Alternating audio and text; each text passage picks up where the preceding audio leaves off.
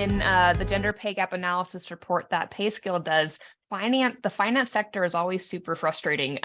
They hold a lot of the keys to the kingdom, the Wall Street folks in the U.S. and their equivalents around the world. That has one of the largest uncontrolled pay gaps by a wide margin compared to other sectors. And again, it goes back to men are seen or biased, predisposed to being the ones who earn and who make big money, and women are their servants or in servile or supportive positions within that industry, and it's super frustrating. So you can take a look at the numbers. I think it's 77 cents on the dollar in the finance and insurance industry for the uncontrolled gap, and at the controlled gap it's 98.